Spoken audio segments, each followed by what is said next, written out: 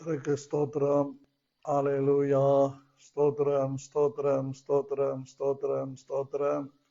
ஸ்தோத்திர ஜபத்தினால் கிருபை பெருகும் என்று சொல்லியிருக்கிற வார்த்தையின்படி இந்த காலை வேளை கர்த்தருடைய நாமத்தை ஸ்தோத்திரித்து கிருபையை நம்முடைய வாழ்க்கையில பெருக பண்ணுவோம். கிருபையின் தேவன் நம்மை அதிகமாய் பலப்படுத்த வல்லமை உள்ளவராயிருக்கிறார். ஆகவே இந்த காலை வேளையிலே அன்பான தேவனுடைய பிள்ளைகளே, என்னோடு சேர்ந்து கர்த்தரை ஸ்தோத்திரம் பண்ணும்படியாய் உங்களை அன்போடு கூட நான் வரவேற்கிறேன். ஸ்தோத்திர ஜபத்தினால் கிருபை பெருகும். அநேகருடைய ஸ்தோத்திரத்தினாலே கிருபை பெருகும். ஆகவே ஸ்தோத்திரங்களை நாம் எவ்வளவாய் செய்கிறோமோ அவ்வளவாய் நம்முடைய வாழ்க்கையில கிருபை பெருகும் என்பது தேவனுடைய வார்த்தையின் அடையாளமாக இருக்கிறது. ஆகவே கொஞ்ச நேரம் நாம் ஸ்தோத்திரித்து தேவனுடைய வார்த்தைகளை சிந்திக்கலாம். ஹல்லேலூயா. உம்மை துதிக்கிறோம் ஆண்டவரே. உம்மை நன்றியோடு நாங்கள் ஸ்தோத்திரிக்கிறோம். நன்றியோடு நாங்கள் உம்மை துதிக்கிறோம். நன்றியோடு உம்மை வாழ்த்துகிறோம். நன்றியோடு உம்மை வணங்குகிறோம். ஒருவரும் சேரக்கூடாத வழியிலே வாசம் பண்ணுகிற எங்கள் தேவனே, உம்மை நன்றியோடு நாங்கள் ஸ்தோத்திரிக்கிறோம் ஆண்டவரே. உம்முடைய நாமத்தை நாங்கள் ஸ்தோத்திரிக்கிறோம். உம்முடைய நாமத்தை நாங்கள் துதிக்கிறோம். உம்முடைய நாமத்தை நாங்கள் வாழ்த்துகிறோம். உம்முடைய நாமத்தை நாங்கள் மகிமைப்படுத்துகிறோம். உம்முடைய நாமத்துக்குரிய கனத்தை நாங்கள் செலுத்துகிறோம். உம்முடைய நாமத்துக்குரிய அதிசயங்களை செலுத்துகிறோம். உம்முடைய நாமமே சிறந்தது என்று சொல்லி உம்முடைய நாமத்தை நாங்கள் உயர்த்துகிறோம் ஆண்டவரே. உம்முடைய நாமம் மகிமையுள்ளதாய் இருப்பதற்காக இந்த காலை வேளை நாங்கள் ஸ்தோத்திரிக்கிறோம். ராஜரீகம் பண்ணுகிற உம்முடைய நாமத்தை ஸ்தோத்திரிக்கிறோம். மகிமையான தேவன் இந்த காலை வேளை நம் நடுவில் நல்லவராக வல்லவராக வந்திருக்கிறபடியால் உம்முடைய நாமத்தை நான் ஸ்தோத்திரிக்கிறோம். ஆண்டவரே, உம்முடைய நாமம் மகிமையுள்ளது. உம்முடைய நாமம் மகத்துவம் உள்ளது. உம்முடைய நாமம் அதிசயமானது. உமக்கு நன்றி ஆண்டவரே. உம்முடைய நாமத்தை நாங்கள் துதியினாலும் ஸ்தோத்திரங்களினாலும் உயர்த்துகிறோம். ராஜரீகம் பண்ணுகிற உம்முடைய நாமம், அதிசயங்களை செய்கிற உம்முடைய நாமம், அற்புதங்களை செய்கிற உம்முடைய நாமம், மகத்துவங்களை நடப்பிக்கிற உங்க நாமம் சிறந்தது என்று சொல்லி நாங்கள் துதிக்கிறோம் ஆண்டவரே. ராஜரீகம் பண்ணுகிற உம்முடைய நாமத்துக்கு ஸ்தோத்திரங்கள் அப்பா. ரட்சகரே உமக்கு ஸ்தோத்திரம். அற்புதரே உமக்கு ஸ்தோத்திரம். அதிசயமானவரே உமக்கு ஸ்தோத்திரம். மகத்துவமானவரே உமக்கு ஸ்தோத்திரம். வல்லமை உள்ளவரே உமக்கு ஸ்தோத்திரம். கிருபை உள்ளவரே உமக்கு ஸ்தோத்திரம். ஹல்லேலூயா. நன்றியோடு நாங்கள் உம்மை துதிக்கிறோம் ஆண்டவரே. உம்மை நன்றியோடு நாங்கள் ஸ்தோத்திரிக்கிறோம். ராஜாதி ராஜாவே, இந்த நாமத்தை நாங்கள் துதிக்கிறோம். இந்த நாமம் சிறந்தது என்று சொல்லி துதிக்கிறோம் ஆண்டவரே. இந்த நாமம் மகிமையானது என்று சொல்லி துதிக்கிறோம். இந்த ராஜரீகம் பண்ணுகிற உம்முடைய நாமத்தை நாங்கள் உயர்த்துகிறோம். மகிமை உள்ளவராகிய உம்முடைய நாமத்தை நாங்கள் ஸ்தோத்திரிக்கிறோம். உன்னதமானவராகிய உம்முடைய நாமத்தை நாங்கள் மகிமைப்படுத்துகிறோம். கிருபையில் ஐஸ்வர்ய சம்பன்னராய் இருக்கிற இந்த நாமத்தை நாங்கள் உயர்த்துகிறோம் ஆண்டவரே. ராஜாதி ராஜாவே, உம்முடைய நாமம் எவ்வளவு சிறந்தது என்று சொல்லி உம்முடைய நாமத்தை நாங்கள் துதிக்கிறோம், ஸ்தோத்திரிக்கிறோம். அற்புதங்களின் தேவனே, உம்முடைய நாமம் வாழ்க. உம்முடைய நாமத்துக்கு ஸ்தோத்திரங்களை செலுத்துகிறோம். உம்முடைய நாமம் சிறந்தது என்று சொல்லி உம்முடைய நாமத்தை உயர்த்துகிறோம் ஆண்டவரே.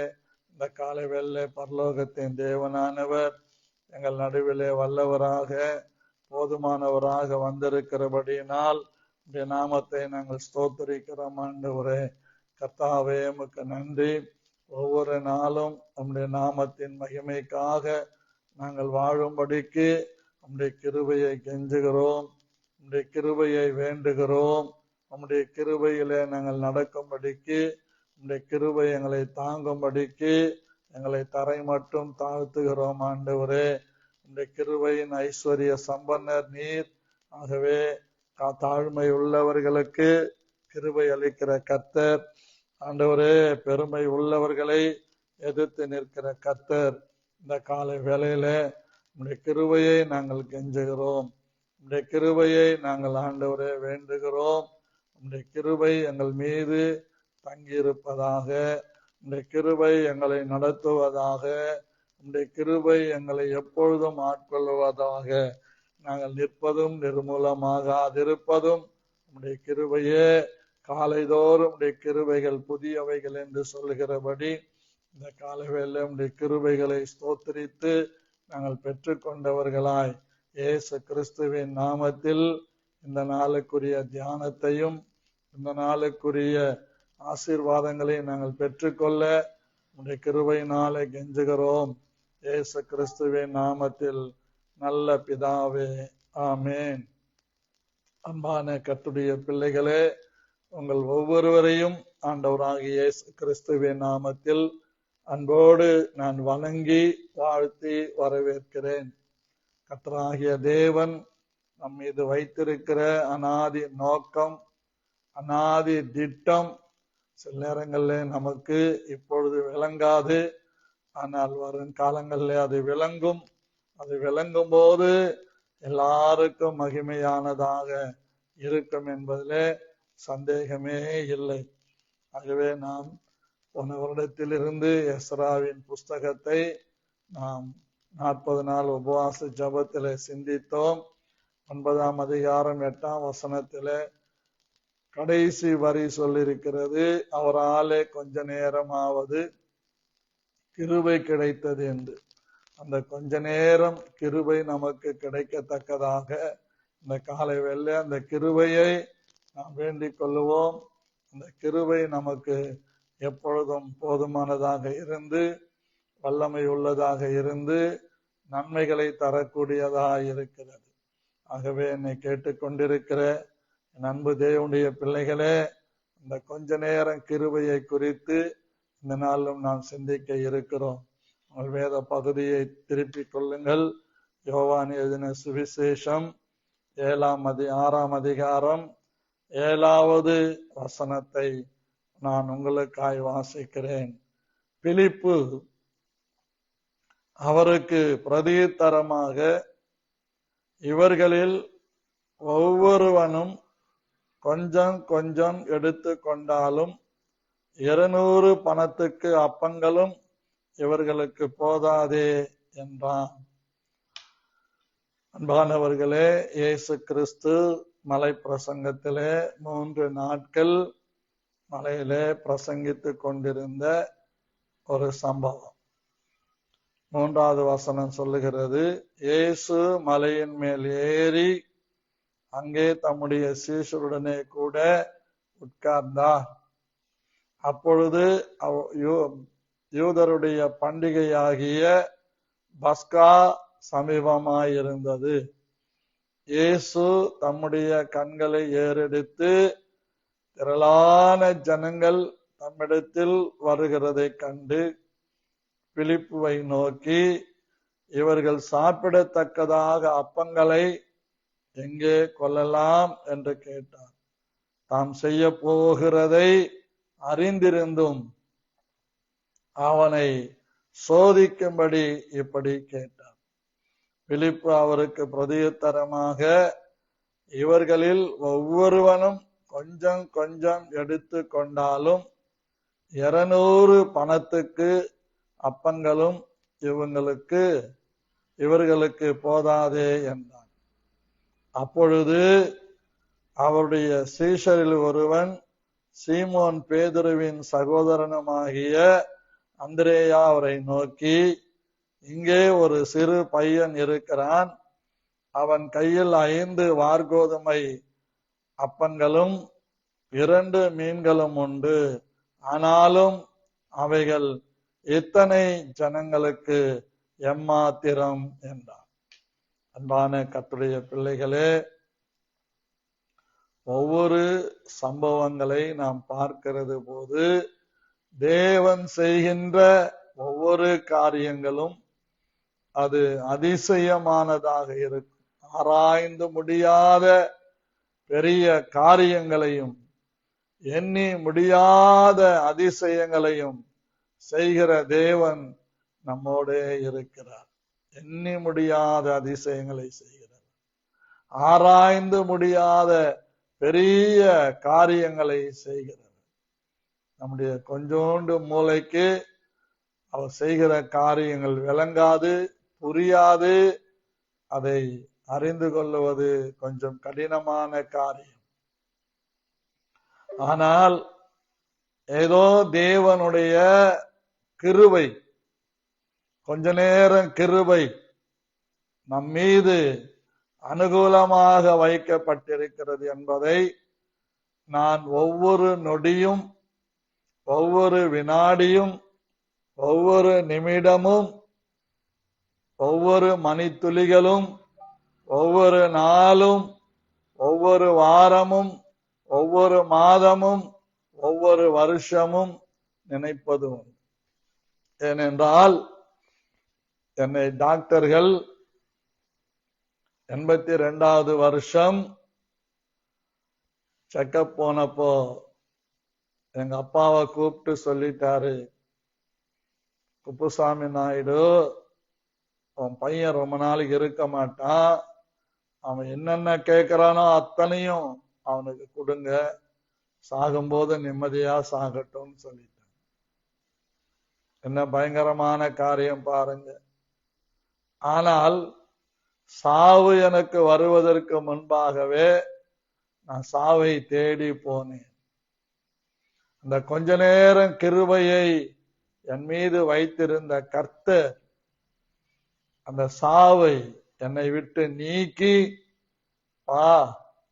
நான் உனக்காக மரித்தேன், நீ மரிக்க வேண்டியதில்லை என்று என்னோட பேசி அந்த கொஞ்ச நேரம் கிருபையை என் மேலே வைத்து மரணத்திலிருந்து என்னை மீட்டி எடுத்தார்.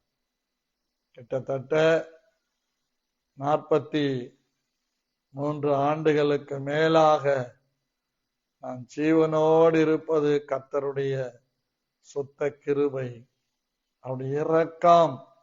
வேற ஒன்னும் பெருமையா பேசறதுக்கு இல்லவே இல்லை. இந்த கிருபைய மாத்திரம் நாம பற்றி கொண்டிருப்பதுதான் நமக்கு கொடுக்கப்பட்ட கிருபை. ஆகவே இந்த மலையில ஏறின இயேசு தாம் செய்ய போகிற அதிசயத்தை அறிந்திருந்தும் பிலிப்புவை சோதிக்கும்படி என்று சொல்லியிருக்கிறது. ஆண்டவர் ஒருவரையும் பொல்லாங்கினால் சோதிக்கிறவர் அல்ல என்று தேவனுடைய வசனம் சொல்லுகிறது. நீங்க வேணாலும் எடுத்து வாசிங்க. யாக்கோபு நிருபம் 1ஆம் அதிகாரம் 15வது வசனத்தை வாசிங்க. யார் எடுத்து வாசிக்கிறா? வாசிங்க.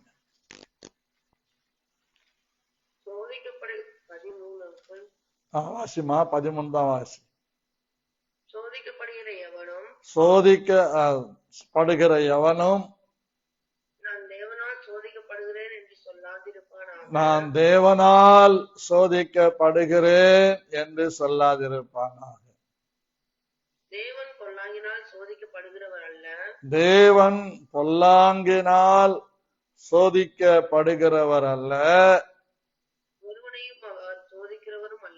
ஒருவனையும் அவர் சோதிக்கிறவனும் அல்ல. ஒருத்தரையும் அவர் சோதிக்கிறது இல்லை. இந்த சோதிக்கிற என்ற பிலிப்புவை பார்த்து சொன்ன வார்த்தை அது ஒரு தற்செயலான வார்த்தை.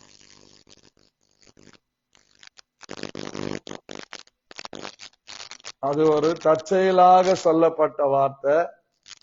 அந்த வார்த்தை, ஒரு நிமிஷம்,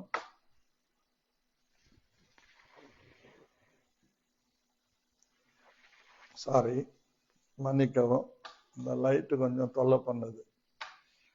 சோதிக்கிற தேவன் அல்ல. ஆகவே இந்த இடத்திலே பிலிப்புவை பார்த்து இந்த வார்த்தை சொல்ல வேண்டியதற்கு பெரிய காரணம் இருக்கிறது. ஏனென்றால் பிலிப்பு ஒரு தரிசனம் உள்ள ஒரு மனுஷன். பிலிப்பு எந்த சூழ்நிலையிலேயும் அவன் ஆத்துமாவை ஆதாயப்படுத்துவதிலே முக்கியமானவன். நீங்க அப்போஸ்தலர் 8ஆம் அதிகாரத்துல படிச்சாலும் சரி, யோவான் 1ஆம் அதிகாரத்திலே நாத்தான்வேலை அறிமுகப்படுத்துவதிலும் சரி, இந்த பிலிப்பை தான் ஆண்டவர் இங்கே கேட்கிறார். அப்பதான் பிலிப்பு சொல்றாரு, கொஞ்சம் கொஞ்சம் கொடுத்தாலும் இவர்களுக்கு போதாதே என்று சொல்லுகிறார். அப்படி என்றால் கொஞ்சம் கொஞ்சம் கொடுத்தாலும் அவங்க சாப்பிட்டாலும் அது கொஞ்சம் கூட பசியை நீக்காதே என்ற ஒரு நோக்கத்தோடு பிலிப்பு சொல்லுகிறார். ஆனால் அங்கே அந்திரேயா என்கிற ஒருவன் இருக்கிறான். இந்த அந்திரேயா யார் என்றால், அவன் அந்தரங்கத்திலே இருந்து வெளியரங்கமான கிரியைகளை செய்யக்கூடிய இவன் சீமோன் பேதுருடைய கூட பிறந்த சகோதரன். இந்த அந்திரேயா சொல்லுகிறான், ஆண்டவரே, இங்க ஒரு சிறு பையன் இருக்கிறான். அவன் கையிலே 5 அப்பங்கள் இருக்கிறது, 2 மீன்கள் தான் இருக்கிறது. ஆனாலும் இத்தனை ஜனங்களுக்கு இந்த கொஞ்சம் போதாது. எல்லாம் நம்ம புரிஞ்சுக்கணும். நம்ம கையில எவ்வளவு இருந்தாலும் நமக்கு போதாது.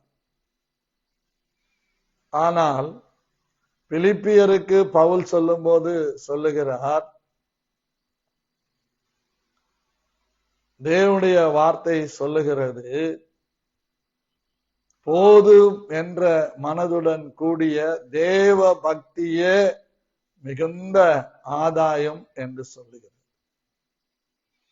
நீதிமொழிகள்ல பார்க்கிறோம், அட்டைக்கு 2 குமாரத்திகள் இருந்தாங்களாம். இந்த அட்டையை பத்தி உங்களுக்கு தெரியுமா தெரியாதான்னு தெரியல. ஏலகிரிக்கும் ஊட்டிக்கும் போனீங்கன்னா தேயிலை தோட்டத்துல இந்த அட்டை என்கிற பூச்சி நீட்டா இருக்கும். அது ஒரு மனிதனை கடித்தால் அவன் உடம்பில் இருக்கிற ரத்தம் முழுவதையும் உறிஞ்சிடும். அது உறிஞ்சி அது வயிறு நிரம்பினாதான் அது விடும். அப்படி சில நோய்களுக்கு அந்த அட்டையை வைத்து வைத்தியம் பண்ணுகிறவர்களும் இருக்கிறார்கள். அந்த அட்டைக்கு 2 குமார்த்தி தா தா தான். நான் சொல்றேங்க, 5000 ரூபாய் சம்பளம் வாங்கும் போதும் குடும்பம் நடத்தி இருக்கிறோம், வாடகை கட்டி இருக்கிறோம். 10,000 ரூபாய் சம்பளம் வாங்கும் போதும், அது 15 ஆகும் போதும், அது 20 ஆகும் போதும், 50 ஆகும் போதும், ஆனால் எவ்வளவு ஆனாலும் 5 வாங்கினதுல இருந்து நமக்கு பத்தலை தான். 50 வாங்கினாலும் பத்தலை தான். 1 லட்சமே வாங்கினாலும் பத்தலை தான். 1 லட்சம் வாங்குறவங்கள போய் கேட்டு பாருங்க. இப்படி போதவில்லை போதவில்லை போதவில்லை. ஆனால் ஆபகுக்கு சொல்றாரு, போனாலும் போனாலும் போனாலும் எல்லாம் போனாலும் நான் கர்த்தருக்குள்ளே மகிழ்ச்சியாயிருப்பேன். கர்த்தருக்குள்ளே யாதொருவர் மகிழ்ச்சியா இருக்கிறார்களோ, கர்த்தருக்குள்ளே கொஞ்ச நேரம் கிருபையை வைத்து தங்களை திருப்தி அடைந்து கொள்ளும்படியாக ஒப்பு கொடுக்கிறார்களோ, அவர்கள் வாழ்க்கையிலே வேண்டாம் வேண்டாம் என்றாலும் ஆண்டவர் வேண்டுவதற்கும் நினைப்பதற்கும் அதிகமாய் கிரியை செய்கிற கர்த்தர் எல்லாவற்றையும் நேர்த்தியாய் சந்திக்கிறவராய் இருக்கிறார். எனக்கு அன்பான தேவனுடைய பிள்ளைகளே, நான் நிறைய முறை யோசித்திருக்கிறேன். என்ன யோசித்திருக்கிறேன்னா, இந்த மாசம் இந்த சூழ்நிலைகள் எப்படி போய் முடியும் என்று யோசிக்கிறது. நானும் மனுஷன் தானே. ஆனால் ஒரே ஒரு வார்த்தை என் காதுல கேட்கும், என் கிருபை உனக்கு போதும். உன் பலவீனங்களிலே என் பலன் பூரணமாய் விளங்கும். அந்த புது வீட்டுக்கு வரும்போது இந்த படிக்கட்டுங்களை எப்படி ஏறி இறங்க போறோம்னு ஒரு சிந்தனை எனக்கு இருந்தது. அந்த ஹேண்ட் ரைல்ஸ் பிடிச்சுதான் ஏறுவேன். என்னவோ தெரியல, ஒரு பெரிய மாற்றத்தை கர்த்தர் கொடுத்திருக்கிறார். 2 கையில, இந்த கையில 10 கிலோ, இந்த கையில 10 கிலோ எடுத்துக்கிட்டு படியில ஏற முடியுது. அது எப்படின்னு தெரியல, எனக்கும் புரியல. ஆண்டவர் அற்புதங்களை செய்து வருகிறார். இந்த எல்லாமே இந்த கொஞ்ச நேரம் கிருபை. கொஞ்சம் கொஞ்சம் கொடுத்தாலும் எத்தனை பேருக்கு எத்தனை அப்பங்களை வாங்க வேண்டும்.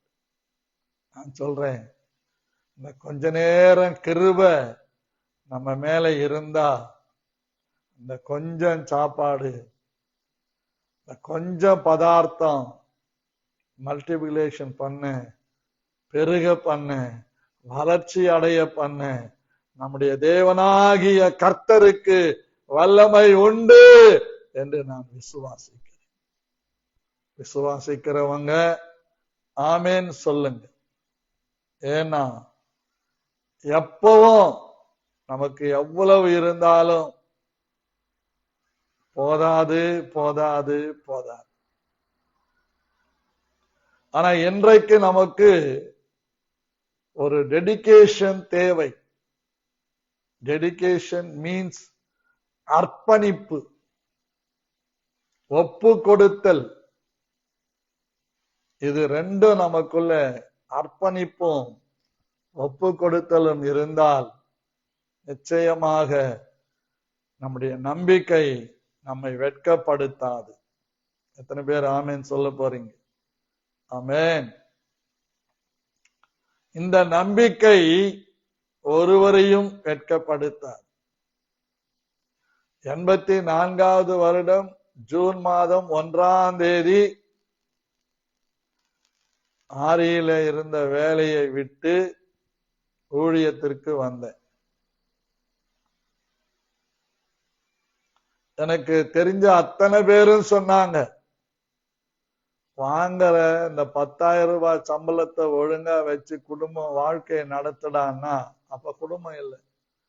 கர்த்தர் கூப்பிட்டாரு, கர்த்தர் அழைச்சாரு, கர்த்தருடைய ஊழியத்துக்கு வந்துட்டேன்னு சொல்லி சொல்றிய, இனிமே என் வீட்டு பக்கமே வராத அப்படின்னு சொன்ன தகப்பன்மார்களும் இருக்கிறார். ஏன்னா அவங்களுக்கு என் மேல இருக்கிற ஒரு பாரம், ஒரு கரிசனை.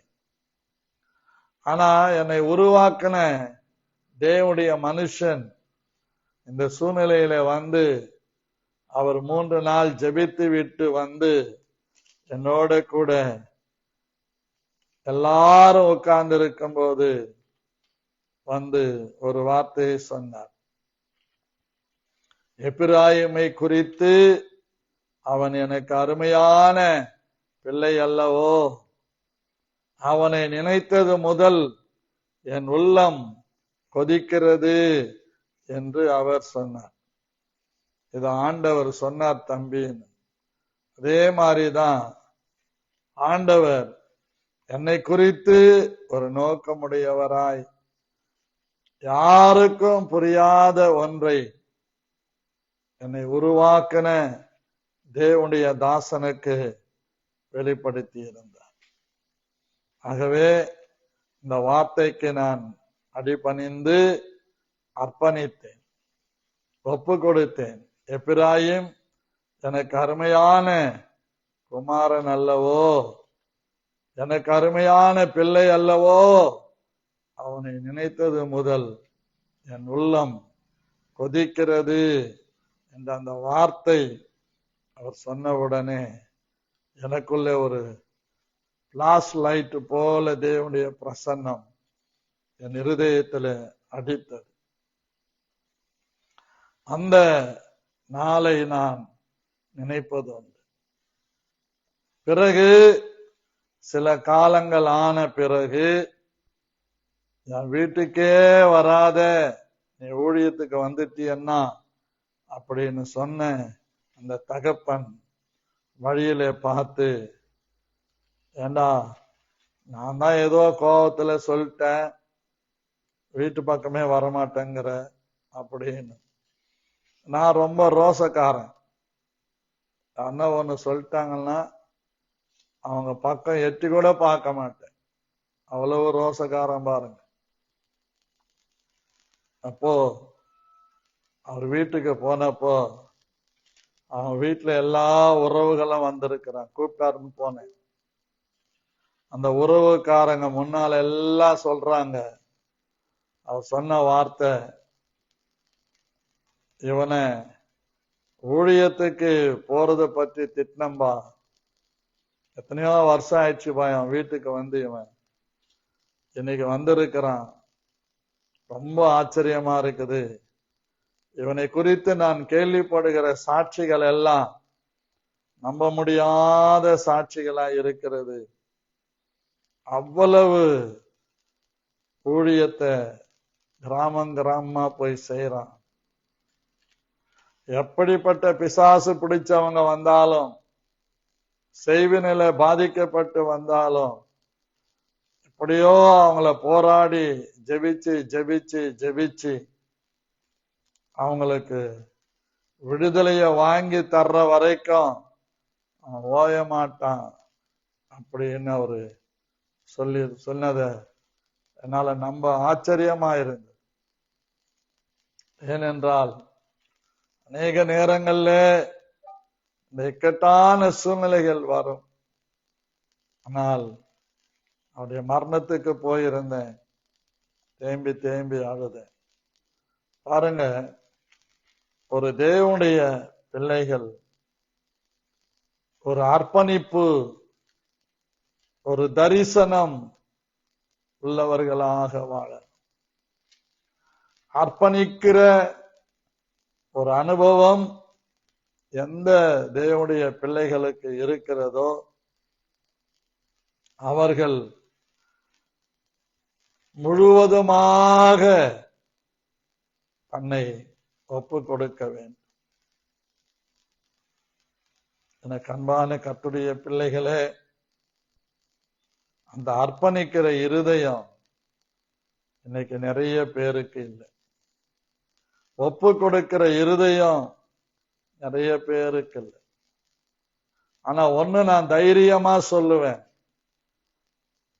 உங்களை குறித்து கர்த்தருக்கு ஒரு பெரிய நோக்கம் இருக்கிறது. உங்களை குறித்து கர்த்தருக்கு ஒரு பெரிய தீர்மானம் இருக்கிறது. உங்களை குறித்து கர்த்தர் அநேக காரியங்களை திட்டம் பண்ணி இருக்கிறார். உங்களை குறித்த காரியங்கள் உங்களுக்கு புரியாதிருக்கலாம், விளங்காமல் இருக்கலாம். என்னை குறித்த காரியங்கள் எனக்கு புரியாமல் இருக்கலாம், விளங்காமல் இருக்கலாம். ஆனாலும் கர்த்தராகிய தேவன் நம்மை குறித்து வைத்திருக்கிற நோக்கம் பெரியது. நம்மை குறித்து வைத்திருக்கிற திட்டங்கள் பெரியது. நம்மை குறித்து வைத்திருக்கிற அவருடைய தரிசனம் பெரியது. ஆகவே எந்த சூழ்நிலையிலும் மனம் பதறாமல், கலக்கமடையாமல், எந்த சூழ்நிலையிலும் பயப்படாமல் தைரியம் கொண்டவர்களாக கொஞ்ச நேரம் கிருபையை மாத்திரம் சார்ந்து கொள்ளுகிற தேவனுடைய பிள்ளைகளுடைய வாழ்க்கையிலே அசாதாரணமான காரியங்களை செய்ய வல்லவர். எண்ணி முடியாத மகத்துவங்களை செய்ய வல்லமையுள்ள தேவன் நம்முடைய தேவன். ஆமென் சொல்லுவோமா? அல்லேலூயா சொல்லுவோமா? நான் நிறைய பார்த்திருக்கிறேன். எங்கெல்லாம் நான் கேவலப்பட்டனோ, எங்கெல்லாம் அசிங்கப்படுத்தப்பட்டேனோ, எங்கெல்லாம் அவமானத்துக்கு உள்ளானேனோ அங்கெல்லாம் இன்றைக்கு கர்த்தர் ஒரு கனத்துக்குரிய ஊழியக்காரனாக, மரியாதைக்குரிய ஒரு ஊழியக்காரனாக, ஒரு ஆவிக்குரிய சகோதரனாக பார்க்கத்தக்கதாக அவர்கள் எல்லாருக்குள்ளேயும் தேவன் மாற்றங்களை செய்திருக்கிறதை பார்க்கிறேன். அதற்காக நான் அதிகமாய் கர்த்தரை ஸ்தோத்திரிக்கிறேன். இது என்னாலே உண்டானது அல்ல, உண்மையாய் சொல்லுவேன், தேவனுடைய ஈவு.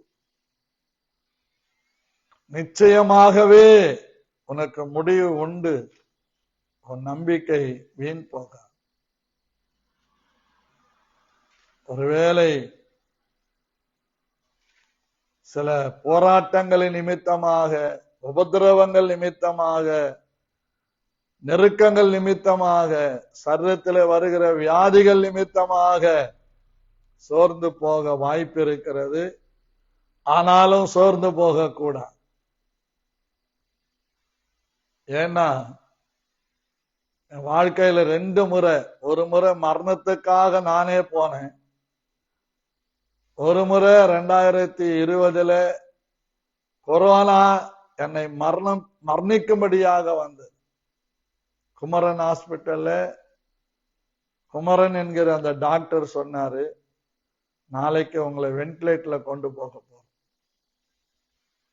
என் பையன் படுத்திருக்கிறான், என் பையனுக்கு தெரியாது, அவனும் நிமோனியா காய்ச்சல்ல பக்கத்து பெட்டு தான், நான் படுத்திருக்கிறேன். என் பக்கத்துல வந்து மாஸ்க் வச்சுக்கிட்டே மூச்சு வாங்கி கொண்டிருக்கு டாக்டர் சொல்றார். ஆனா வென்டிலேட்டருக்குள்ள போயாச்சுன்னா திரும்பி வர்றது கஷ்டம்.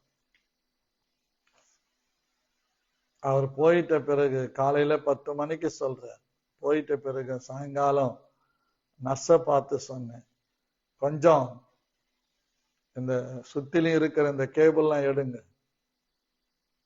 நிறைய டியூப் வச்சுக்கிறேன், இதெல்லாம் எடுங்க, ஒரு 2 மணி நேரம் டைம் கொடுங்க, அதுக்கப்புறம் நான் இருந்தா வென்டிலேட்டர் கொண்டு போங்க, இல்லைன்னா அடக்கமானங்க. பயப்படல, தைரியமா இருந்தேன். நான் சில நேரங்கள்ல கிறிஸ்து எனக்கு ஜீவன், சாவு எனக்கு ஆதாயம் சொல்றது என் பசங்களுக்கும் கிண்டலா இருக்கும், என் மனைவிக்கும் கிண்டலா இருக்கும், சபையில ஒரு சிலருக்கும் அது கிண்டலா இருக்கும். எதுக்கோ ஒரு காரியத்துக்கு பேசிக்கிட்டு இருக்கும்போது எங்க டீம்ல, மக்கனான் டீம்ல சொன்னேன், வா கிறிஸ்து எனக்கு ஜீவன், சாவு எனக்கு ஆதாயம். ஒரு ஊழியக்காரன் சொல்லணும், பாடினதையே பாடி இருக்காதனா, புதுசா எதுனா சொல்லலாம் அப்படின்னு. ஏண்டான்னு, ஆண்டவர் உன்னை எவ்வளவு பெரிய நோக்கத்துல ரட்சித்து வைத்திருக்கிறார். எத்தனை ரட்சிப்பு எனக்கு வந்தாலும் என் அழைப்பு, என் காலிங், கிறிஸ்து உனக்கு ஜீவன், சாவு உனக்கு ஆதாயம். 82வது வருஷம் மே மாதம் 1ஆம் தேதி அரக்கோணம் கல்லார்ல நீரேற்று நிலையத்தில ஆபேல் மஜீத் மூலமாய் என்னோடு பேசினார். 2 முறை கூப்பிட்டாரு, எனக்கு இல்லைன்னு தள்ளிட்டேன். 3வது முறை கூப்பிட்டார், இங்க ஒரு சகோதரன் வந்திருக்கிற, ஒரு வாரத்துக்கு முன்னால நீ சாக போன, என் தூதர்களை அனுப்பி உன்னை காப்பாற்றி இருக்கிறேன், ஆகவே உனக்கு கிறிஸ்து ஜீவன், சாவு ஆதாயம். எஸ், அந்த நேரத்திலேதான் முழங்கால் படிடுறேன், என்னை அறியாம. ஏன்னா எனக்குள்ள ஒரு சின்ன ஒரு என்னதான் இருந்தாலும் அந்த எண்ணம் இருந்தது, ஐயோ இவங்க எல்லாருக்கும் முன்னால நான் முட்டி போடுறது. அதனால்தான் 2 முறை தட்டி கழிச்சேன், 3வது முறை முட்டி போட்டேன். எங்க அப்பா சட்ட பையில 50 ரூபாய் திருடுற காட்சியை பார்த்தேன், அப்படியே படமா காட்டினேன். என் சின்ன வயசுல 5 வயசோ 6 வயசா இருக்கும், 50 ரூபாய் திருடுறேன். எனக்கு பேரு அமாவாசை திருடன். ஊருக்கெல்லாம் தெரியும். அப்படி இருந்தவனதான் ஆண்டவர் இன்னைக்கு அநேகருக்கு ஆசீர்வாதமா வச்சிருக்கு. இந்த கொஞ்ச நேரம் கிருபைக்கு தன்னை அர்ப்பணிக்கிற தேவனுடைய பிள்ளைகள், தன்னை ஒப்பு கொடுக்கிற தேவனுடைய பிள்ளைகள் சாதாரணமானவர்களாக இருக்க மாட்டார். அவர்கள் அசாதாரணமானவர்களாக மாறுவார். இந்த கொஞ்ச நேரம் கிருபைக்கு தன்னை அர்ப்பணித்த ஒப்பு கொடுத்த ஒவ்வொருவரையும் மரணம் வந்து சந்திக்கிறதற்கு முன்பாக உனக்கு என்ன மாதிரி மரணம் சம்பவிக்கும் என்று சொல்லக்கூடிய தேவன் இந்த கொஞ்ச நேர கிருபையை கொண்டு நம்மோட பேச வல்லமை உள்ளவராய் இருக்கிறார். ஊழியத்துல நிறைய பார்த்திருக்கு. உங்களுக்கு எல்லாருக்கும் தெரியும், நம்ம கூடலூர்ல நம்ம சபையில நாகராஜன் ஒரு பிரதர் இருந்தார். ஆண்டவர் சொல்லிட்டாரு, அக்டோபர் 30க்குள்ள அந்த அம்மா இறந்துருவாங்க, அது வரைக்கும் எங்கேயும் போவாத, அந்த கிராமத்துல அந்த முதல் மரணம் கிறிஸ்துவ அடக்கணும்னு சொல்லிட்டு அவரையும் கூப்பிட்டு நான் சொன்னேன், தம்பி இப்படி கர்த்தர் சொல்றாரு, எங்கேயும் உங்க அம்மாவை விட்டுட்டு போவாது. கரெக்டா அந்த அக்டோபர் மாதத்துல அவங்க இறந்துடுறாங்க. முதல் மரணம் அந்த கிராமத்துல. அந்த மரணத்தை அவங்க ஊரு இடுகாட்டிலேயே ஒரு இடம் ஒதுக்கி அடக்கம் பண்ண. இதுதாங்க நம்ம மேல தேவன் வைத்திருக்கிற கொஞ்ச நேரம் கிருபை. ஒரு சிலர்லாம் சொன்னாங்க நகராட்சியில கொண்டு போய் புதைக்கணும். ஆனா ஒரு சிலர் சொன்னாங்க, இவங்க நம்ம ஊர்ல வந்து வாழ்ந்து பிள்ளைங்களை பெற்று வளர்த்தவங்க, அவங்களை எப்படி அங்க கொண்டு போய் வைக்க முடியும், நம்ம இடுகாட்டிலேயே வைக்கணும். அருமையான அடக்க ஆராதனை நடந்தது. அவர் மரித்தார். சில ஆண்டுகளுக்கு பிறகு அதுக்கு பக்கத்துல வச்சோம். இப்போ அப்படி கிறிஸ்துவுக்குள் மரிக்கிறவர்களுக்கு அந்த கல்லறையில இடம் உண்டாச்சு. சாவை பற்றி ஒருத்தரும் பயப்படவே கூடாது. ஏன்னா நமக்கு நித்திய ஜீவன் இருக்குது. அந்த நித்திய ஜீவன் மேல நம்பிக்கை உள்ள ஒவ்வொருவரும் நிச்சயமாக இந்த கொஞ்ச நேரம் கிருபையை பற்றி கொள்ளும். அந்த கொஞ்ச நேரம் கிருபை, பிரைஸ் தி லார்ட். இந்த அந்திரேயா இந்த கொஞ்ச நேரம் கிருபைய நம்பலானா நம்பலையா தெரியாது. நான் சொன்னேன், இங்க ஒரு சின்ன பையன் இருக்கிறான். 3 நாளும் அந்த பையன் அந்த 5 அப்பத்தையும் 2 மீனையும் சாப்பிடாம வச்சிருக்கிறான். சில பிள்ளைங்க கொடுத்தவொடனே சாப்பிட்டு முடிச்சிருவாங்க. சில பிள்ளைங்க கையில வச்சுக்கிட்டு பார்த்துக்கிட்டே இருப்பாங்க, அடுத்தவங்க பிடிங்கி சாப்பிட்டுருவாங்க. ஆனா எந்த பையன் இந்த 5 அப்பம் 2 மீனை ஆண்டவருக்கு அர்ப்பணித்தான், அவருக்கு ஒப்பு கொடுத்தான். இந்த கொஞ்ச நேரம் கிருபை அந்த பையன் நம்பனானோ இல்லையோ, ஆனால் மலையிலே இயேசு கிறிஸ்து பண்ண பிரசங்கம் அந்த சின்ன பையனுக்குள்ளே ஏதோ ஒன்றை நடப்பித்திருக்க வேண்டும், அல்லது அந்த சின்ன பையனை கொண்டு எல்லாரையும் போதிக்கிறதற்காக இயேசு அந்த சின்ன பையனுக்கு அந்த உணவின் மேல வெறுப்பை ஏற்படுத்தி அதன் மேல மறக்க வைத்து அந்த உணவை அப்படியே அவன் வைத்திருக்கும்படியாய் செய்திருக்க வேண்டும். ஏதோ ஒரு அற்புதம் அங்க நடந்திருக்கிறது. இல்லைன்னா அந்த சின்ன பையனை வச்சிருப்பான், கையில சாப்பிட்டு முடிச்சிருப்பானே. எலிசாவை பாருங்க, ஏதாவது ஸ்நாக்ஸ் வாங்கி கொடுத்தோம்னா அது உட்கார்ந்து தின்னு தீக்கிற வரைக்கும் ஏஞ்சிக்க மாட்டேன், சோறு சாப்பிட மாட்டேன். எந்த ஸ்நாக்ஸ் வாங்கி கொடுத்தாலும் சரி, எப்போதான் வயிறு நிறைய சோறு சாப்பிட்டு இருப்பா, உடனே அந்த ஸ்நாக்ஸையும் சாப்பிடுவான். அது எப்படி முடியுதுன்னு தெரியல, யோசிக்கிறேன், என் மூளைக்கு எட்டல. இருப்பாப்பா இப்பதானே சாப்பிட்ட, நாளைக்கு எடுத்துக்கலாம்னு சொன்னாலும் இல்ல தாத்தா நான் சாப்பிடு, அது எல்லாத்தையும் சாப்பிட்டு முடிப்பா. அப்புறம் திகட்டிட்ட பிறகு தூக்கி போட்டுருவேன். அப்படிப்பட்ட சின்ன பிள்ளைங்க கையில 5 அப்பம் 2 மீன் 3 நாளும் வச்சிருந்தான்னா இது தேவனுடைய அதிசயமே அல்லாமல், தேவனுடைய அற்புதமே அல்லாமல் வேற ஒன்றும் இல்லை. ஏன்னா இவ்வளோ ஜனங்களும் வருவாங்க, அவங்கள போஷிக்கிறதற்கு ஒரு அற்புதத்தை செய்யணும். கானா ஒரு கல்யாண வீட்டில் 2ஆம் அதிகாரத்தில் அற்புதம் செய்த இயேசு 6ஆம் அதிகாரத்தில் அந்த சின்ன பையன் கையில இருந்த 5 அப்பம் 2 மீனை வாங்குகிறார். அந்த பையன் அந்த மீனை அவர் கையில அர்ப்பணிக்கிறான், அந்த அப்பங்களை அர்ப்பணிக்கிறான். ஒரு பிரசங்கியார் சொன்னாரு, 5 அப்பம் 2 மீனுக்கு அர்த்தம் சொன்னாரு. எனக்கு ரொம்ப ஆச்சரியமா இருந்தது. 5 அப்பம்னா நம்ம உடம்ப சொல்ற மெய், வாய், கண், மூக்கு, காது, இது 5 அப்பமா.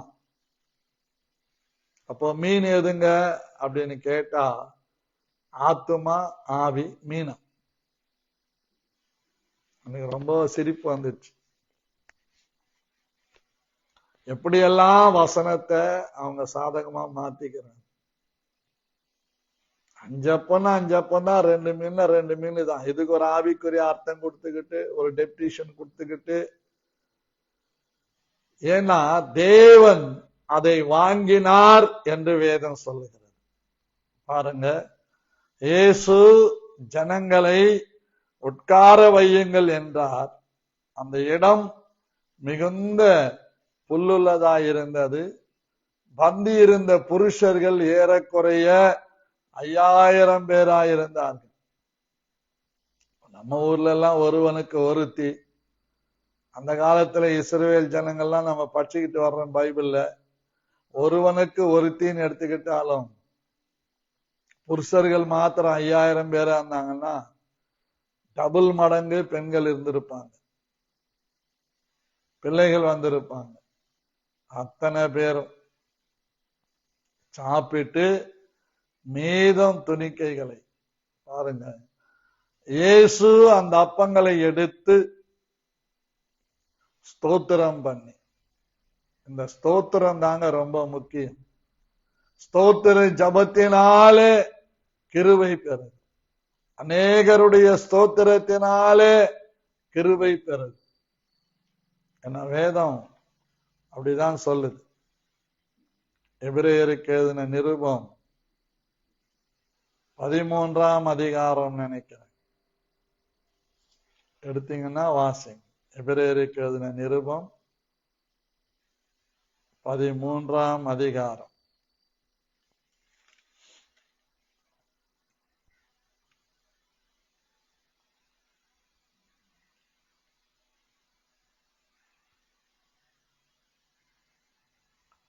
பதினைந்தாவது வசனம். ஆகையால்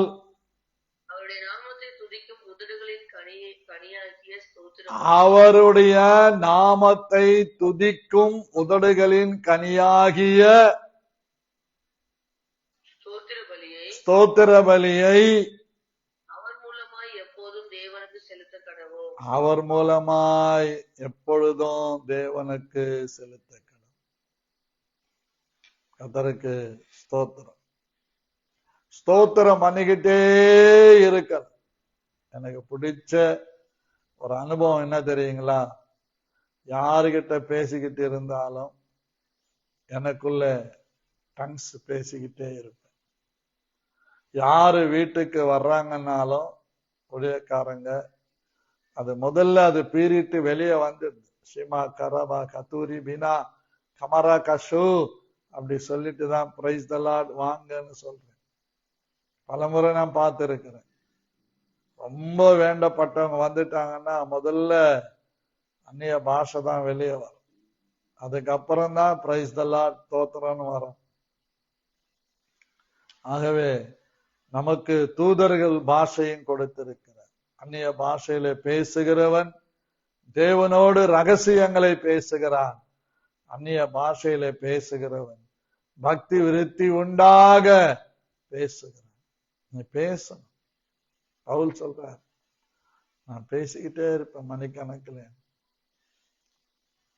ஆகவே இந்த அனுபவங்களை நமக்கு வேணும். அந்த 5 அப்பம் 2 மீன் அவர் வாங்கினார். ஸ்தோத்திரம் பண்ணார்னு பைபிள் சொல்லு. இன்னைக்கு நம்ம வாங்கினா ஸ்தோத்திரம் பண்றோமா? சம்பளம் வாங்குறோம், கை நிறைய ஸ்தோத்திரம் பண்றோமா? ஒரு வீட்டுக்கு மளிகை வாங்க போறோம், ஸ்தோத்திரம் பண்றோமா? சோறு பொங்க போறோம், ஸ்தோத்திரம் பண்றோமா? சாப்பிட போறோம், ஸ்தோத்திரம் பண்றோமா? எங்க போனாலும், யார் வீட்டுக்கு போனாலும் காப்பியோ டீயோ கொடுத்தா ஸ்தோத்திரம் பண்றோமா? அல்லது ஸ்நாக்ஸ் கொடுத்தா ஸ்தோத்திரம் பண்றோமா? அநேகருடைய ஸ்தோத்திரத்தினால கிருபை பெருகும். ஸ்தோத்திரம் பண்ண, இந்த ஸ்தோத்திரம் பண்ணுகிற அனுபவம் தேவனுடைய பிள்ளைகளாகிய நாம் ஒவ்வொருவருக்கும் மிக மிக மிக ரொம்ப ரொம்ப அவசியம். பார்த்துக்கங்க இந்த ஸ்தோத்திரம். அடுத்து பாருங்க, வேதத்துல நாம் பார்க்கிறோம், ஸ்தோத்திரம் பண்ணி சீஷர்களிடத்தில் கொடுத்தார். சீஷர்கள் பந்தி இருக்கிறவர்களுக்கு கொடுத்தார்கள். அப்படியே மீன்களையும் அவர் எடுத்து அவர்களுக்கு வேண்டிய மட்டும் கொடுத்தார். கணக்கு போட்டு இல்ல, கொஞ்சம் கொஞ்சம் இல்ல, வேண்டிய மட்டும் கொடுத்தார். அவர்கள் திருப்தி அடைந்த பின்பு, மனுஷன் திருப்தி அடைகிற ஒரே ஒரு இடம், வயிறு ரொம்பிட்டா போதும் இன்னும் வேணான்னு சொல்லுவோம், வேற எங்கேயும் சொல்ல மாட்டான். அந்த திருப்தி அடைந்த பின்பு என்ன அழகா சொல்றது பாருங்க, அவர் தம்முடைய சீஷர்களை நோக்கி, ஒன்றும் சேதமாய் போகாதபடிக்கு மீதியான துணிக்கைகளை சேர்த்து வையுங்கள் என்று. நம்ம சாப்பாட்டை அப்படி சேதப்படுத்துறோம். நிறைய பேரை நான் பார்க்கிறேன், ஆத்திரமா வாங்கிக்குவாங்க, வயிறு ரொம்பன உடனே கொண்டு போய் அப்படியே குப்பையில கொட்டுவாங்க. இப்ப கூட மக்கள் டீமுக்கு போயிருந்தப்போ அது என்னன்னு தெரியல, எல்லாருக்கும் இறைச்சி சோறுன்னா அவ்வளோ ஆத்திரம். அங்க வந்த கூட்டத்துல அந்த கடைசியில பாருங்க, எப்படியும் ஒரு புடி 2 புடி சாப்பாட்டை கொண்டு போய் கொட்டுறாங்க. அப்பதான் அங்க இருந்த சிலருக்கு என் தட்டை காட்டினேன், உங்களை மாதிரிதான் நான் சாப்பிட்டேன் பாருங்க, என் தட்டுல ஒரு பருக்கை இருக்குதா, கருவேப்பிலை குச்சி அதுதான் இருக்குதே தவிர வேற என்ன இருக்குது பாத்தீங்களா? தேவையானதை வாங்கணும், தேவையானதை சாப்பிடணும், தேவைக்கு மிஞ்சி வாங்கவும் கூடாது, அதை சேதமாக்கவும் கூடாது. இந்த ஊழியக்காரனுடைய ரத்த பழி உன்னை தொடரும்னு சொல்லி பயம் வச்சிட்டேன். அப்புறம் மொத்தம் உட்கார்ந்து அவர் சாப்பிட்டு முடிச்சுட்டார். சேதமாக்க கூடாது. நிறைய சேதமாக்குற குடும்பங்கள் உண்டு. கோபத்துல சட்டிய சாப்பாட்டு தட்டை விசிறி அடிக்கிற புருஷர்கள் உண்டு, சேதப்படுத்துற. எனக்கு தெரிஞ்ச ஒரு ஊழியக்காரன் 10-100 ரூபாய் தாள துண்டு துண்டா கிழிச்சு போட்டான், எதுக்கோ கோபத்துல. ஆனா அவர் கடைசியில வியாதிப்பட்டு மறிக்கிற காலத்துல மருத்துவமனைக்கு கொண்டு போக பணம் இல்லாம கவர்மெண்ட் ஹாஸ்பிட்டல கொண்டு போய் சேர்த்தாங்க, மறித்து விட்டார். எதையும் சேதப்படுத்த கூடாது, எந்த பொருளையும் சேதப்படுத்த கூடாது. கொஞ்ச நேரம் கிருபை உள்ளவங்க தான் வாழ்க்கையும் சேதப்படுத்த மாட்டாங்க, தன் கையில இருக்கிற பொருள்களையும் சேதப்படுத்த மாட்டாங்க, தனக்கு இருக்கிற நன்மைகளை சேதப்படுத்த மாட்டாங்க. எப்போ இது கர்த்தர் கொடுத்ததுங்கிற பயம் உள்ள இருக்கிற வரைக்கும் அனாவசியமா தூக்கி எறிவாங்க. கோபம் வந்துட்டா சட்டிய உடைப்பாங்க. இருந்த கிராமத்துல இல்லத்தூர்ல அப்படிதான் ஒரு விசுவாசி குடும்பம், சர்ச்சை முடிச்சிட்டு போய் சாப்பிடுறாங்க. கணவன் மனைவிக்கு 2 பேருக்கு மனஸ்தாபம் வருது. புருஷன் கோபத்துல கறி சமைச்சு வச்ச சட்டியை கொண்டு போய் யாரும் சாப்பிடக்கூடாதுன்னு சொல்லி தெருவில் உடைச்சிட்ட. தெருநாய்கள்லாம் வந்து சாப்பிடு. என்னைக்கு அவங்க பாருங்க பதங்கொலைகிறாங்க, அவங்க பிள்ளைங்களும் பதங்கொலைகிறாங்க. நான் தைரியமா சொல்றேன், என் மேல கோச்சிக்கிட்டாலும் சரி, கர்த்தர் நமக்கு கொடுத்த குடும்பத்தை சேதப்படுத்துகிறவர்களை, கர்த்தர் நமக்கு கொடுத்த வாழ்க்கையை சேதப்படுத்துகிறவர்களை, கர்த்தர் நமக்கு கொடுத்த ஆசீர்வாதங்களை சேதப்படுத்துகிறவர்களை ஆண்டவர் விடவே மாட்டார்.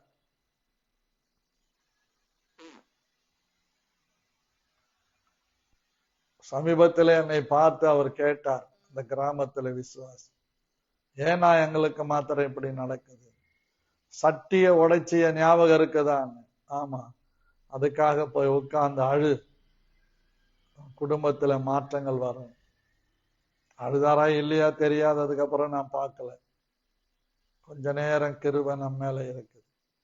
நம்ம கையில 10 ரூபாய் வருதா கிருபை, 10,000 ரூபாய் வருதா கிருபை, 10 லட்சம் வருதா கிருபை. அதை நீ மதிக்கணும். எனக்கு தெரிஞ்ச ஒரு ஊழியக்காரர், யாரோ காணிக்க கொடுத்துட்டு ரொம்ப பேசிட்டாங்கன்னா அவங்க எதிரிலேயே இந்த பணம் இது பேய் அப்படின்னு சொல்லி செருப்பு காலால போட்டு மிதிச்சார். ஆனா இன்னைக்கு அவர் நிலைமை எப்படி இருக்கு தெரியுமா? ஒரு பொடி சாப்பாட்டு கூட அடுத்தவங்களை எதிர்பார்க்கிற நிலைமையில இருக்கு. மதிக்க கத்துக்கங்க, சேதப்படுத்தாதீங்க, எதையும் சேதப்படுத்தாதீங்க. கொடுத்தா ஒரு மாதிரி பேசுங்க, கொடுக்கலன்னா ஒரு மாதிரி பேசுங்க, அப்படி இல்லை. கொடுத்தாலும் கொடுக்காவிட்டாலும் கொஞ்ச நேரம் கிருபையினாலே நம்மை அழைத்த தேவன் எல்லா சூழ்நிலைகளிலேயும் உண்மை உள்ளவராய் இருக்கிறார்.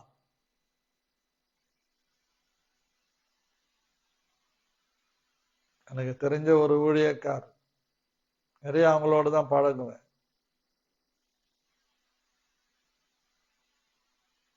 கூல்ட்ரிங்க்ஸ் ஒருத்தர் வாங்கி கொடுத்தாங்க, குடிச்சிட்டு பக்கத்துல இருக்கவங்களுக்கு கொடுத்துருக்கலாம், கீழே ஊத்திட்டார். கொஞ்ச நாளைக்கு பிறகு டாக்டர் கிட்ட போறாரு, கூல்ட்ரிங்க்ஸை நீ குடிக்கூடாது, குடிச்சேன்னா செத்துருவேன்ட்டார். எப்படி தலைகீழ திருப்பிட்டார் பாத்தீங்களா? அவர் ஆசைப்பட்டா கூட ஒரு முடங்க குடிக்க முடியாது, ஹார்ட் அட்டாக் வந்துடும் சொல்லிட்டார். வருதோ இல்லையோ, டாக்டர் வச்ச பயம் அவரை குடிக்க விடுறதில்லை. நல்லா நீங்க யோசித்து பாருங்க. சேதப்படுத்தாங்க. எல்லாத்தையும் சேர்த்தாங்க, 12 கூடைகள் மிச்சமாச்சு. அந்த 12 கூடைகளை நான் நினைக்கிறேன் 12 சீஷல் கையில கொடுத்து விசுவாசத்தை கற்றுக் கொடுத்து அந்த பையன் வீட்டுல கொண்டு போய் வச்சுட்டு வாங்கன்னு சொல்லி அனுப்பிச்சிருப்பான்னு நினைக்கிறேன். ஏன்னா 12 கூடைகள் சரியா மிச்சமா இருக்குது. அதோ 10 கூடைனா பரவாயில்ல, 12 கூடைகள். தன்னோடு இருக்கிற சீடர்களுக்கு 12 பேருக்கும் 12 பாடங்களை கற்றுக் கொடுப்பதற்கு ஒருவேளை இந்த 12 கூடைகளை கொண்டு போய் அந்த சின்ன பையன் வீட்டுல வச்சுட்டு வாங்க. நான் சொல்றேங்க, இன்னைக்கு தீர்க்க தரிசனமா கொஞ்ச நேரம் கிருபைக்கு அர்ப்பணிச்சிருக்கிறீங்களா? கொஞ்ச நேரம் கிருபைக்கு ஒப்பு கொடுக்கிறீங்களா? கொஞ்ச நேரம் கிருபையை சார்ந்து இருக்கிறீங்களா? கொஞ்ச நேரம் கிருபைக்காக வைராக்கியமாய் வாழறீங்களா? கொஞ்ச நேரம் கிருபையை மாத்திரம் எல்லா இடங்கள்லயும் விளங்க பண்றீங்களா? நான் சொல்றேன், கர்த்தருடைய ஆசீர்வாதம் உன் வீட்டில கூடை கூடையா வந்து இருக்கும். முதலாவது தேவனுடைய ராஜ்யத்தையும் அவருடைய நீதியையும் தேடு, இவைகள் எல்லாம் கூட கொடுக்கப்படும். இப்ப சொல்றேன், கூட கூடையா கொடுக்கப்படும். கர்த்தருக்கு மகிமை உண்டாகும். எப்பவுமே எனக்கு ஒரு பயம் இருக்கும், ஜனங்க ரத்தத்தை வேர்வையாய் சிந்தி கொடுக்கிற காணிக்கைய எனக்கு தெரிஞ்சு இதுவரைக்கும் உதாசீனப்படுத்தினதில்லை, அலட்சியப்படுத்தினதில்லை, அதை கேவலமாக பார்த்ததில்லை. பயம். ஜனங்க ரத்தத்தை வேர்வையாய் சிந்தி கொடுத்திருக்கிறாங்க. அந்த ரத்தத்தை நான் சாப்பிடுறேன், அந்த ரத்தத்தை நான் உடுத்துறேன், அந்த ரத்தத்துல தான் பைக் ஓட்டுறேன், கார் ஓட்டுறேன். அந்த காணிக்கைகள் தான் என்னை தாங்குகிறது. என் ஜனங்கள் என்னை போஷிக்கிறார்கள். எத்தனை இடத்துல போனாலும் எங்க போனாலும் சொல்லுவேன், கர்த்தர் என்னை ஆசீர்வதித்திருக்கிறார். மற்றவங்களுக்கு கொடுங்க, கர்த்தர் என்னை ஆசீர்வதிச்சிருக்கிறார். எனக்கு வேண்டாம். ஏன்னா நான் ஆசீர்வதிக்கப்பட்டிருக்கிறேன், ஆசீர்வாதமா இருக்கிறேன். என்னை எங்கேயும் ஆண்டவர் வெட்கப்படுத்தவே விடல. எல்லாத்துக்கும் மொத்தமா சொல்லணும்னா ஒரே ஒரு மைய புள்ளி, கொஞ்ச நேரம் கிருபை. நீங்களும் இந்த கிருபையை பிடித்து கொள்ளுவோம். என்னவோ இந்த கிருபையை குறித்து ரொம்ப பேச வேண்டிய சூழ்நிலை ஆயிடுச்சு. அப்படியே வலது கரத்தை தலைமையில வச்சு நம்ம செபிக்கலாம். நல்ல பிதாவே, இயேசு கிறிஸ்துவின் நாமத்தினாலே இந்த கொஞ்ச நேரம் கிருபைய எனக்கு கொடுத்திருக்கிறீங்க, எங்களுக்கு கொடுத்திருக்கிறீங்க. இந்த கிருபையை நாங்கள் வீணாக்காதபடி, சேதமாக்காதபடி, விருதாவாக்காதபடி இந்த கிருபைக்கு ஒரு நல்ல டெடிகேஷனோடு என்னை அர்ப்பணிக்கிறேன், என்னை ஒப்பு கொடுக்கிறேன். இந்த கிருபையை நான் எங்கேயும் சேதமாக்காதபடி அது எனக்குள்ளே இருந்து பலமான காரியங்களை செய்யட்டும். கொஞ்ச கால வாழ்க்கை, கொஞ்ச கால பணம், கொஞ்ச கால ஜீவியம், கொஞ்ச நேரம் கிருபைக்காக அர்ப்பணிக்கிறேன். இயேசு கிறிஸ்துவின் நாமத்தில் ஆமென். நல்ல கைகளை தட்டி கர்த்தரை ஸ்தோத்திரம்